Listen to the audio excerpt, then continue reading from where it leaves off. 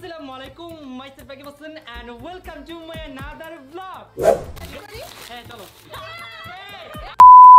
Happy birthday Rakib Hossain. বন্ধুরা, রাকিব হোসেনের 24তম birthday উপলক্ষে রাকিব হোসেনকে কে কে উইশ করেছেন এবং আপনারা হয়তো সকলেই জানেন যে রাকিব হোসেন বিদেশ গিয়েছে। তো বিদেশ গিয়ে রাকিব হোসেন কয়টি দেশ ঘুরেছেন এবং কবে দেশে ফিরবেন এই সব কিছু জানতে পারবেন আজকের এই ভিডিওতে। তো চলুন মূল বিষয়ে কথা বলা যাক। বন্ধুরা, আপনারাও যদি রাকিব হোসেনকে ভালোবাসেন তাহলে কমেন্টে আপনারাও হ্যাপি বার্থডে লিখুন। গাইস, রাকিব হোসেনের জন্মদিনে নুসরাত জাহান অন্তরা উইশ করে লিখেন যে হ্যাপি বার্থডে জান, আই লাভ ইউ, এবং ঋতু হোসেন লিখেন যে হ্যাপি বার্থডে। বন্ধুরা, এবার হয়তো আমরা রাকিব হোসেনের বার্থডে ব্লগ পাবো না, কারণ রাকিব হোসেন দেশে নেই। আর গাইস, প্রথমে বলেছিলাম যে রাকিব হোসেন কয়টি দেশ ঘুরেছেন এবং কবে আসবেন তা জানাবো। তো রাকিব হোসেন তার ইনস্টাগ্রাম স্টোরিতে বলেন যে আলহামদুলিল্লাহ, ড্রিম কাম ট্রু, অলমোস্ট 8টা দেশ blog cover done and many more coming, thank you each and everyone keep loving my dream TRH. তো বন্ধুরা, রাকিব হোসেন বললেন যে